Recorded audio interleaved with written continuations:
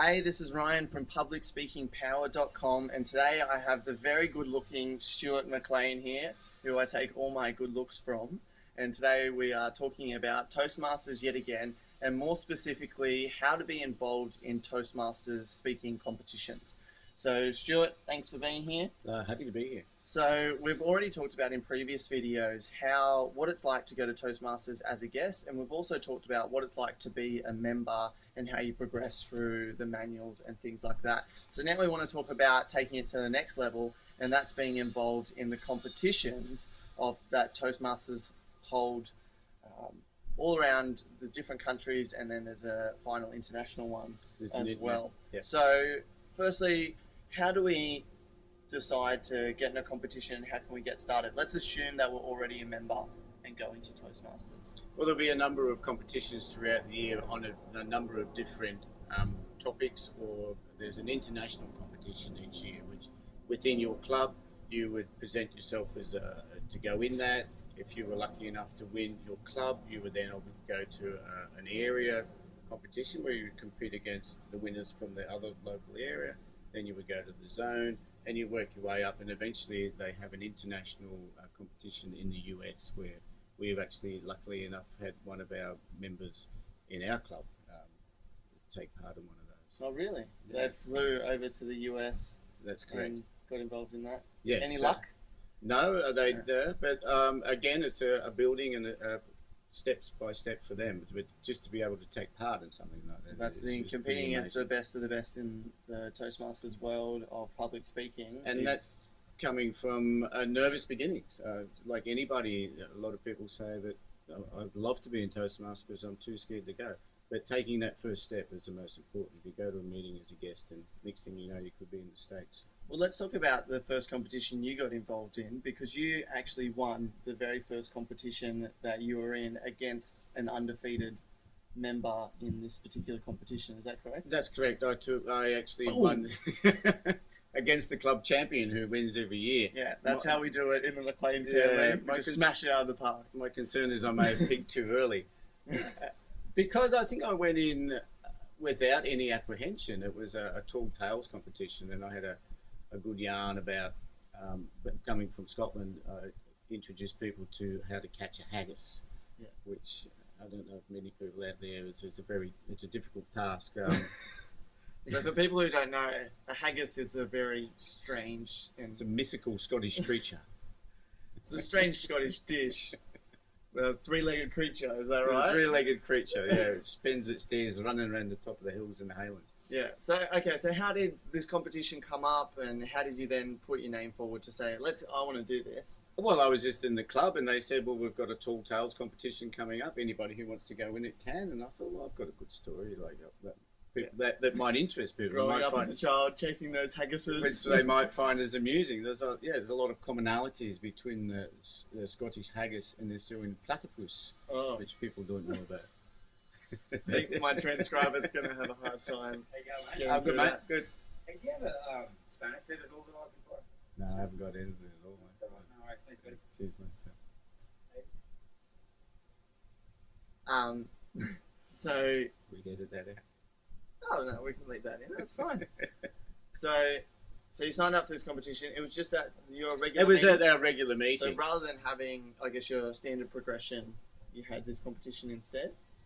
Yes, that's correct. The meeting, the structure of the meeting, that was the competition. So we still had the board meeting, as it were, or the formal part of the evening, and then we went straight into the competition. And there was, I think, possibly a dozen speakers.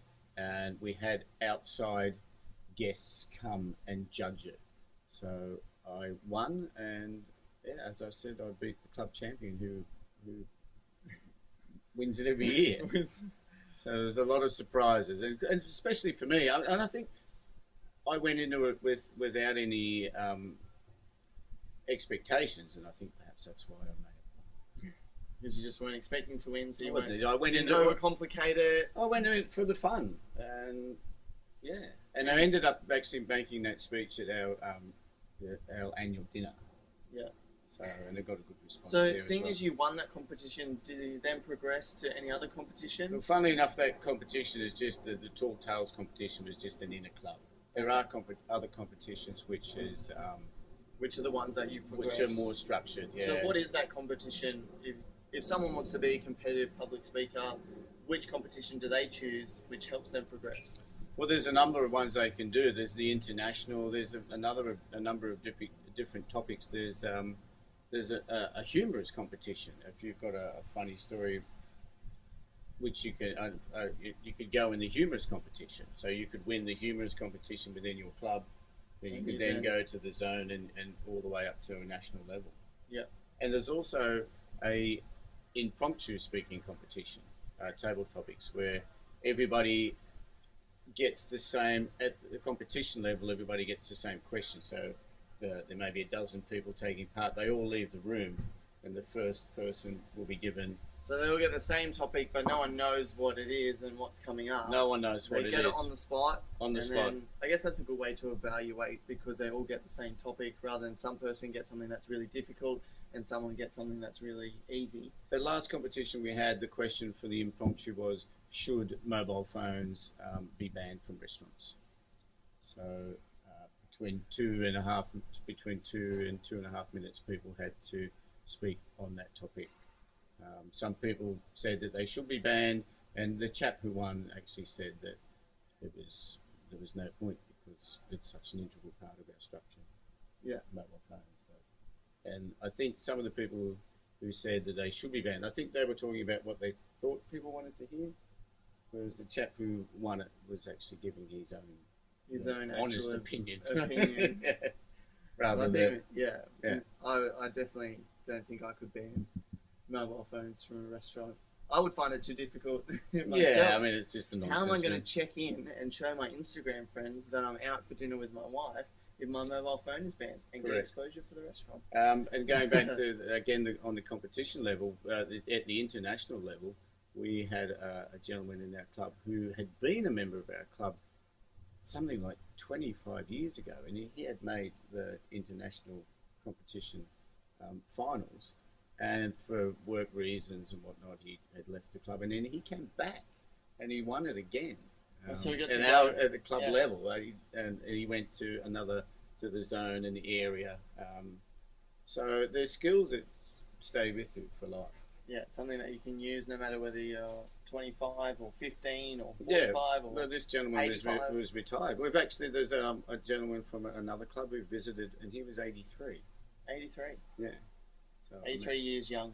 83 years young. I imagine he's been to quite a few Toastmasters meetings. I'm sure he has. So if you want to get involved in the competitions, I guess your first step is to go to Toastmasters and become a member, and then competitions will come up naturally, and you can obviously speak to your group about which competitions are coming up and what you can get involved in. Maybe if there's not one happening in your group in the near future, they might be able to recommend other groups that are having ones like the Tall Tales, so you can get your feet wet and start getting involved in those. And the other thing about that is you can go to the competitions. You don't have to compete. You can go and watch, and you can learn from these people who have won their various zones and areas, and you can learn an awful lot. So they'll have them in a large hall. Obviously, there's lots of invited guests, and that's where you learn. You learn obviously from speaking, but you also learn from the other Toastmasters within the club, and also how they were evaluated. So even at that high level, they're still being evaluated, and they're still learning and growing as they go. And you can learn and grow from their speeches, because the evaluator will say, well, it's good when you did this, and you can be like, okay, write that down. Absolutely. Or you can say, you should have progressed your story better here, and you can take notes for that for your speeches in the future. I mean, some of it could be a brilliant speech, but perhaps the speaker was just static. You know, whereas if you're more effusive, you get your point across more, and eye contact, and looking around the room. And one of the hardest things that I found, and I still struggle with, and that's why I still go to Toastmasters, is speaking without notes. I think some of the speeches I made were too structured, too wordy, and we discussed it in an earlier video. If you speak from the heart, if you speak about a topic that's dear to you, it's much easier to flow. So rather than having a real structured, grammatically correct. I'm learning to be a little bit more free and live. And then some of that, that came from being a value at Toastmasters. Yeah, and learning from that. Well, thank you very much for talking more and more about Toastmasters. I hope that you guys have enjoyed this series on Toastmasters. That concludes the 3-part series, which will link up in all the blog posts and the YouTube videos. Thank you again, Stuart McLean, for imparting your awesomeness onto me as a father, and also for being interviewed for the Public Speaking Power podcast. Oh, lovely to be here. It was wonderful. And I do recommend that if you're thinking about it, take the first step and go. Go as a guest, or to get yourself off to a Toastmasters meeting, and you will certainly, you won't look back. It will stand you in good stead for the rest of your life. For the rest of your life. All right, so if you guys want more videos, podcasts, or articles just like this one, then head over to PublicSpeakingPower.com. And final words I'll leave to Stuart. Just go. Do it. Go. Do it. Do it. Do it. Do it.